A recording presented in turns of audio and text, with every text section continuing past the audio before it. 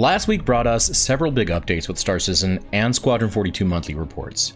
ISC gave us more updates on server meshing, big changes seem to be coming for radar and scanning, and the cargo hauling gameplay was added into the Evocati build. With Alpha 3.24 finally beginning to gain steam on the EPTU, it's looking like the Wave 1 release isn't far away.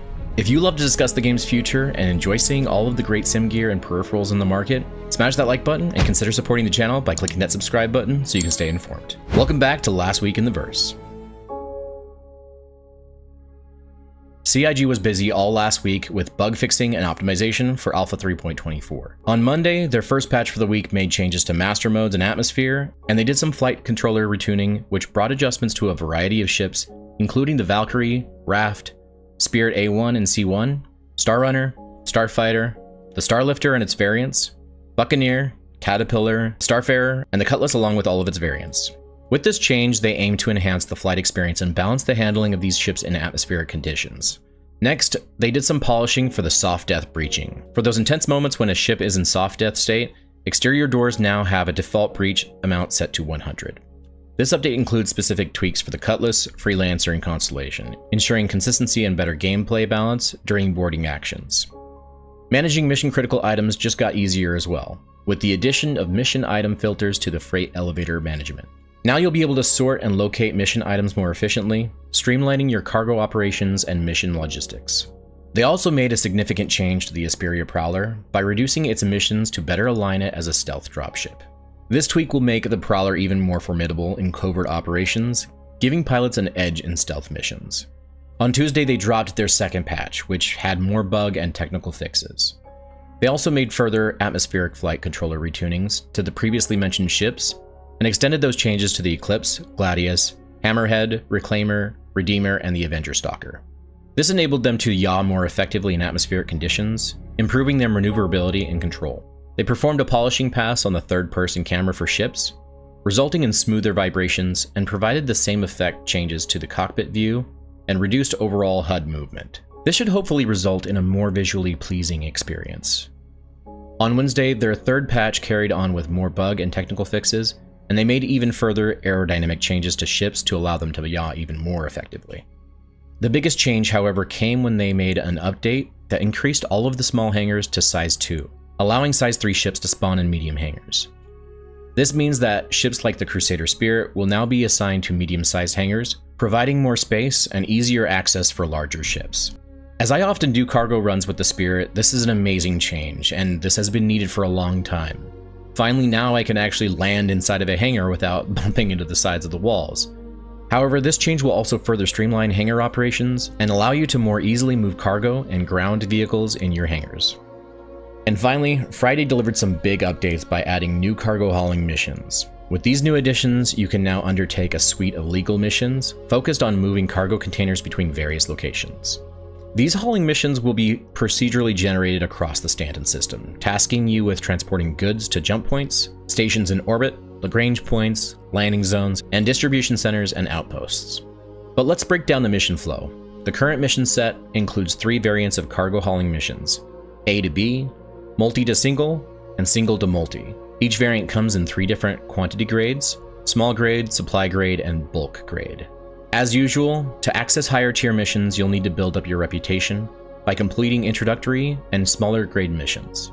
Any player with the contract can view and request the associated mission cargo through any freight elevator kiosk at a pickup location, even if it's in a party member's personal hangar. Furthermore, when you request mission cargo at a pickup location, the requested cargo appears on the freight elevator. Depending on the mission's volume, the cargo containers are capped at different SCU sizes. Small grade containers are 4 SCU or smaller. Supply grade containers can be 8 SCU or smaller or 16 SCU or smaller, and bulk grade containers have no size limit. All mission cargo containers can snap onto a ship's cargo grid, provided the ship's dimensions are suitable. Now, it's worth noting that I've heard a lot of reports from the Evocati that these new cargo hauling missions are having quite a few issues, and many of the testers haven't been able to complete them very often. It's really unfortunate that these aren't working very well, but I expect this to get fixed over the next coming weeks. But let's talk about some of the more important law system updates. It is now no longer illegal to damage, destroy, tow, scrape, or structurally salvage an unowned vehicle. That is, provided that the ship shows game rules in its description. Additionally, towing ships outside of green zones is now permitted. These changes provide more flexibility and opportunities for players to engage in salvage and towing activities. This will mean that you can finally clean up a lot of the armistice zones by salvaging the abandoned or destroyed ships that have been left behind. Now, if they could just implement a way to repair ships via a repair tool, or tow them to pads to get them repaired after they've been soft-deathed, or even fully destroyed, and if insurance was reworked, this would really make things even better and introduce the first piece of repair gameplay. Inside Star Citizen this week did a deep dive into everything going into server meshing, and just how much work has gone into it. A lot of this ISC was just them going over a lot of the previous tests that have been completed, and how they intend to do more testing with server meshing so they can inevitably implement it into 4.0. They mentioned how a few of their recent tests were successful in some ways, but mostly gave them a lot of information to resolve a lot of the issues. And some of the devs even mentioned that they really didn't expect some of the tests to be as successful as they were. So I'm glad to hear that things are at least going well with the development of server meshing. Now, I heard some people criticizing CIG when it came to server meshing, because this came out around the same time as when Intrepid Studios showed off their update on server meshing for their game Ashes of Creation. And I honestly hate the negativity surrounding some of these comments being made. Truthfully, it's great that games like Ashes of Creation and New World are beginning to develop a similar technology that CIG have been working hard to implement into Star Citizen. This technology will truly begin to revolutionize video games as a whole, and is a big win for the entire gaming industry. Whether it's taken 10 months or 10 years, it's a win for everyone, and only a few companies are willing to push the boundaries of gaming. Honestly, you have games like Call of Duty, pumping out the same game year after year without any major changes.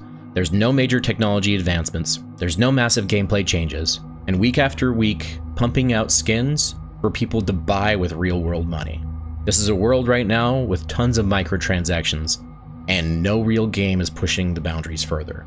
And since no one else is making a game that truly has the scope and scale that Star Citizen has, I usually give them a bit of grace to make mistakes along the way, as they work on pretty game-changing tech. CIG have been hard at work on various fronts, working on many different tasks such as global illumination, FPS scanning, and new locations. One of the biggest parts of these are changes to scanning and radar that will extend beyond just ships. They worked on enhancing AI by allowing NPCs to talk with each other by communicating information via radio and other means, and improving their reaction to contact. If we could see this being implemented into the live servers soon, that would be a very welcome change and make things even more interesting. They worked on Pyro by creating new signage, new biomes, and even destructible hazardous cargo containers. Efforts were made to improve Vulcan's stability and performance. They made enhancements to procedural entity management and GPU terrain generation. The teams responsible also made a lot of progress on the RSI Zeus and Polaris, with the Polaris nearing its gray box review, and the Zeus being nearly complete. The part of this that I want to expand on is the big changes to scanning and radar, that will soon allow you to scan using certain seats on board ships, rather than just being dedicated to the pilot's seat. Furthermore, it will also allow you to use the vehicle scanner to detect things outside of the ship, and also give you the ability to scan using your FPS scanner for vehicles that don't have their own scanner. But they also worked on implementing a new mechanic called Delta Signatures. This new feature will make vehicles emit certain signatures when performing actions like scanning, pinging, switching master modes, and even spooling your quantum drive. It would be nice to see a concept of how they envision this working, as I hope that they intend to implement a radar and scanning screen in other seats on the ship that will allow us to have a dedicated radar operator. Now, there were also a lot more updates in the report, so if you want the entire rundown of all of the updates for June, I encourage you to check out the video I did last week. While there were quite a few updates with the June progress report and the Squadron 42 monthly update, hinting at them being pretty close to finishing up the polishing phase, there really wasn't much else outside of the 4 patches for the Evocati and ISC's retrospective look on server meshing. Sadly, since it's now summer, we are getting closer to entering a dry spell, where there may not be as much content from the developers for us really to talk about or salivate over. Hopefully we begin seeing more information on 4.0, and that it goes to Evocati shortly after 3.24 goes live, given that we're now in quarter 3 of the year, starting last week. Now, on a positive note, there will undoubtedly be a lot of content coming in a little over 3 months with CitizenCon returning. And that should hopefully give us an update on Squadron 42 and also start showing off more features in gameplay beyond Pyro and Alpha 4.0. Thank you for watching. If you enjoyed this video, hit that like button.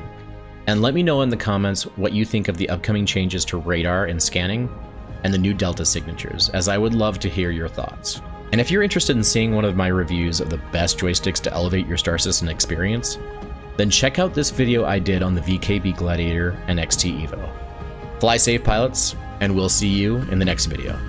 Have it go.